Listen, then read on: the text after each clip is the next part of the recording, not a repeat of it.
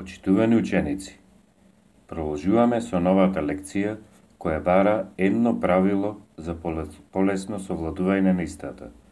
За секое поставено прашање од моја страна ќе следува мала пауза за вие да размислувате за одговорот. Па можеме да започнеме.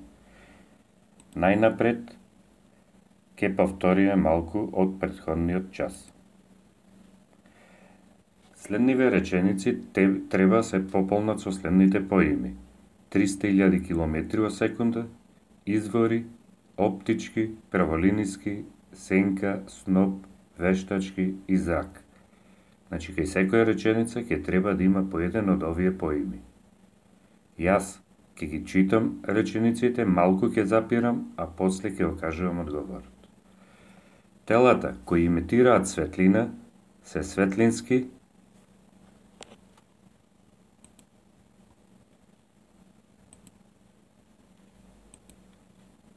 извори. Светлинските извори кои ги изработил човекот се вештачки светлински извори.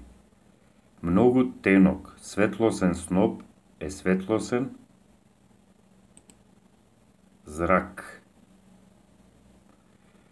Повеќе светлосни зраци сочинуваат светлосен сноп. Светлината се шири праволиниски.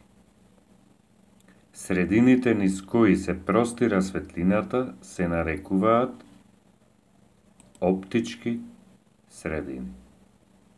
Неосветлениот простор зад непроцидното тело се нарекува сенка. Најголемата брзина светлината има во вакуум. Таа изнесува 300.000 км во секунда. Одиме втора вежба. Следните светлосни извори распредели ги на природни и вештачки. Светлосни извори што се дадени се светилка, сонце, звезда, неонка, свеќа, светулка, фенер, молња, огар и лазер. Одиме да видиме како треба да бидат распределени. Светилката е вештачки. Сонцето природен, звезда природен, неонка вештачки, свеќа вештачки, светулка природен, фенер вештачки, молња природен, оган вештачки, лазер вештачки. Одиме трета вежба. Телата во природата можат да бидат оптички провидни и непровидни. Распореди ги следните поими: вода, планети, метали, мраз, огледала, стакло, книги, стол, дијамант и воздух. Одиме со првиот поим. Вода, провидни, планети, непровидни, метали, непровидни, мраз, провидни, огледала, непровидни, стакло, провидни, книги, непровидни, стол, непровидни, дијамант, провидни и воздух, провидни. Одиме на главното мени. Одиме со новата наставна единица. Новата наставна единица се вика одбивање на светлината и рамно огледало.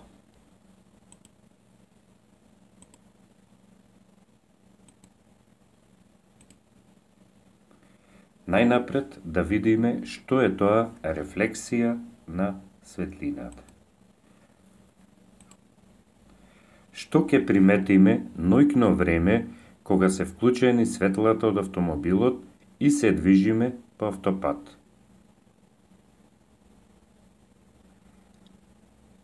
Ќе видиме дека столпчината што се покрај патот светат. Зошто светат? Бидејќи ги осветлуваат светлата од автомобилот. Што прави светлината кога ќе стигне до нив? Кога ќе стигне до нив, потоа од нив се одбива. И затоа ние мислиме дека светат. Што ќе се случи ако светлината од огледалото се насочи кон нас? Едноставно ќе не заслепи. Што прави светлината во овој случај? Се одбива од огледалото. Од каква површина се одбива? Се одбива од рамна површина. Светлината се одбива од површината како топка од подлога. Ова го нарекуваме рефлексија на светлината. Односно, појавата на одбивање на светлината од рамна површина се вика рефлексија на светлината. Низ која од овие тела светлината се одбива, а низ кои таа поминува?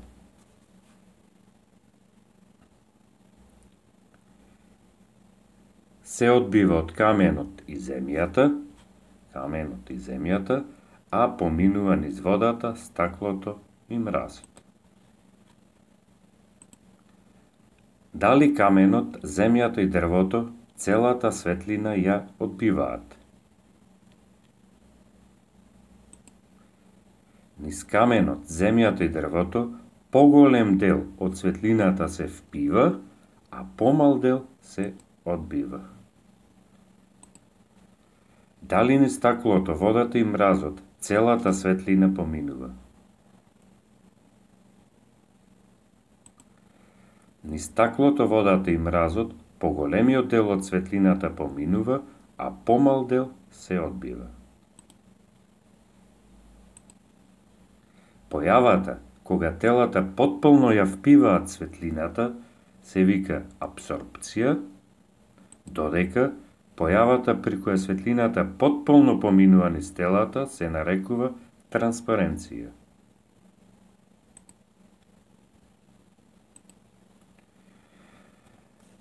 Второ, да видиме што се тоа рамни огледала. Секоја рамна, полирана површина, која има особина да ја одбива светлината што паѓа на неа, се нарекува рамно огледало. Например, рамно огледало е огледалото што го користиме за гледање. Тоа е направено од рамно, полирано стакло, кое од долната страна или од задната страна е премачкано со слој од сребро, алуминиум, хром и никел, при што одбива 96% од светлината. Рамно огледало може да биде мирната вода или пак стаклата од автомобилот. На сликата го гледаме научникот Кристијан Хајгенс. Тој е роден 14. април 1629 година во Хаг, Холандија, а умрел на 8. јули 1695 година исто во Хаг, Холандија. Зошто е тој значаен? Бил астроном, математичар и теоретски физичар. Во 1655 година го открил Сатурновиот прстен и еден негов сателит. Го објаснил и начинот на простирање на светлината, така наречен Хајгенсов принцип, и го конструирал часовникот со нишало. Да видиме што е тоа Хајгенсов принцип. Холандскиот научник Хајгенс го дал следното објаснување. Светлината создава бранови, како што каменот фрлен во вода создава бранови. Со помош на Хигинсовиот принцип ќе го објасниме законот за одбивање на светлината. Имаме една рамна, добро полирана површина. На неа ќе представуваме една така наречена нормала, односно права линија која што со рамната површина зафаќа прав агол од 90 степени. Нека таа паѓа во точка С.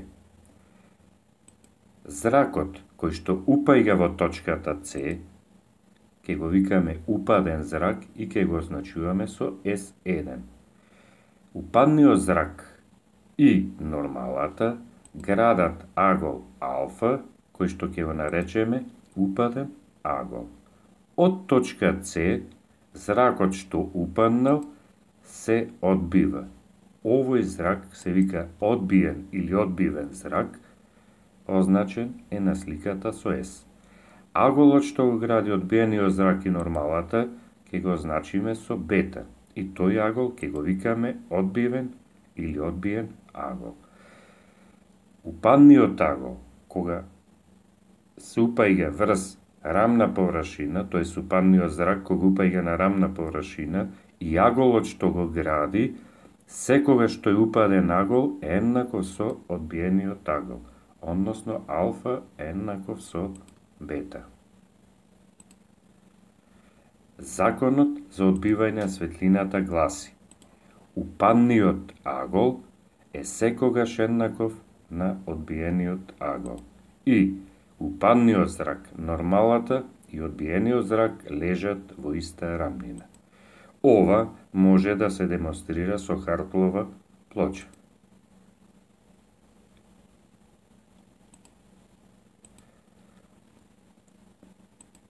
Одиме понатаму. Кога светлината ќе падне на огледало под некој агол, тогаш таа под истиот агол ќе се одбие од другата страна. Да ја разгледаме следната симулација од PHET Simulation или PHET апликација.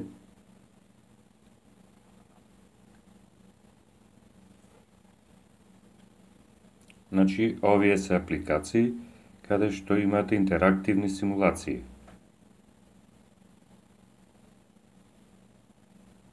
Одиме во вет. Овде имаме еден ласерски знак кој што може да го движиме нагоре или надолу. Овде е даена нормала на две површини. Оваа со плава боја е вода, читаме тука, а ова горе е представено воздух. Ке поставиме еден агломер да видиме дали е точен, дали важи законот за одбивање на светлината или за рефлексија. Еве ќе насочиме да паѓа под агол од 60 степени, односно упадниот агол да е 60 степени. Како што гледаме, и одбиениот агол е исто така 60 степени. Во овој случај светлината поминува од воздух во вода, односно гледаме поголем дел се поминува низ водата, а еден дел и се одбива. Сега да видиме што би се случило ако двете се воздух. Ако се двете воздух, тогаш немаме никакво одбивање, туку зракот би поминувал и во втората, односно во истата средина. Сега да видиме обратно. Овде да ставиме вода, а долу да види воздух. Гледаме дека во овој случај целата светлина се одбива.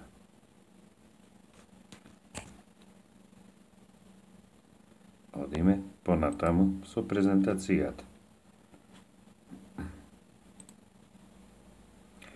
Дифузно одбивање. Сончевите зраци, кои практично се паралелни, кога ќе паднат на рамно огледало, се одбиваат така што одбивните зраци се паралелни. Значи овој зрак кој ќе упадне врз огледалото, ќе се одбие под истиот агол. Но, кога сончевите зраци паѓаат врз нерамна површина, снег или земја, тие нерамномерно гледаме се растураат, односно се растураат на сите страни. Ова појава се нарекува дифузно одбивање на светлината. Дифузното одбивање светлината е прикажано на оваа слика. На ова имаме рамно одбивање, рефлективно, огледално, а тука имаме дифузно одбивање. Према тоа може да кажеме дека појавата на одбивање на светлината од нерамна површина се вика дифузија на светлината. Во следниот слайд имаме пример на огледална и дифузна рефлексија. Огледална кога би се гледале огледало, а дифузна кога имаме нерамна разбранувана вода. И трето, да видиме каква е сликата, односно ликот кај рамното огледало. Ако пред рамно огледало, како на примерот, се запали свеќа, тогаш во огледалото се гледа нејзиниот лик, односно нејзината слика. Дали можеме да ја фатиме сликата со рака? Не можеме, па затоа ќе викаме дека ликот или сликата е привидна, нереална или имагинарна. Дали сликата е иста по големина со предметот? Да, тие се исти по големина. На какво растојание се наоѓа сликата од огледалото во однос на растојанието од предметот до огледалото? Значи, од ликот до огледалото и од огледалото до предметот. Значи, растојанието е еднакво. Дали сликата е исправена или превртена? Како што гледаме од сликата, тогаш очигледно е дека ликот, односно сликата е исправена. Еве да конструираме лик на еден предмет. Ова долу со зеленава боја е некоја рамнина, а ова е со жолта боја е огледалото. Пред него нека е поставена една стрелка која ќе ни го представува предметот П со големина П. Тој се наоѓа на растојание П мало од огледалото. Ќе земиме една точка А од стрелката, од предметот, и ќе пуштиме во однос на огледалото 3 зраци. Еден зрак кој што упаѓа нормално во огледалото ќе се врати во истиот правец назад, друг зрак кој што упаѓа под некој си агол и трет зрак по поголем агол. Зракот кој што упаѓа во огледалото, зракот 2, тој со огледалото имаме тука една нормала. Тој упаѓа под агол алфа. Под истиот агол, согласно законот за одбивање светлината, тој ќе се одбие под истиот агол алфа и ќе се врати назад. И третиот зрак, ако му нацртаме нормала, упадниот зрак во однос на нормалата бета, при одбивањето, согласно законот за одбивање, ќе бидат исти, ќе се врати назад. Ако и нацртаме проложетоците од трите зраци, ќе видиме дека ќе се соединат во една точка, која ќе означиме со А1 или А', и тоа ќе ни биде ликот на точката А. Ако на овој начин сите точки од стрелката, односно предметот, ги конструираме, ќе го добијаме ликот на дадениот предмет L, кој што се наоѓа на растојание L. Од цртежот можеме да заклучиме дека сликата од предметот кај рамното огледало секогаш е еднаква со предметот, исправена, се наоѓа на исто растојание и имагинарна, односно нереална. На фотографијата е прикажан графоскоп, кој е сличен со проекторот. Сликата од графоскопот се наоѓа на платното. Сликата што се наоѓа на платното, бидејќи можеме да ја видиме, ќе викаме стварна или реална. Привидна или виртуелна слика е онаа која не може да се добие на зид и во стварност не постои. Таа слика се создава во самото око на наблюдувачот. Ако стоиме пред рамно огледало, тогаш, освен овие својства, што друго забележуваме? Забележуваме дека левата рака ни е всушност десна, а десната лева. Оваа појава се нарекува огледална симетрија. Примена на рамните огледала. Рамното огледало е во секојдневна употреба, а наоѓа примена во многу оптички апарати, например, кај перископот, со чија помош може да се гледаат разни предмети, например, од војнички ров или од подморлице. Се враќаме назад, одиме сега на повторување 2, односно да дадеме заклучок од дадената наставна единица. Треба да ги дополниме следните реченици со следниве поими: еднаков, одбиен, привидна, стварна, рамно огледало, упаден. Рамна мазна плоча од која се одбива светлината се нарекува рамно огледало. Аголот меѓу падниот зрак и нормалата на огледалото се вика упаден агол. Аголот меѓу нормалата на огледалото и одбиениот зрак е одбиен агол. Светлината од рамно огледало се одбива така што аголот на одбивање е еднаков со упадниот агол.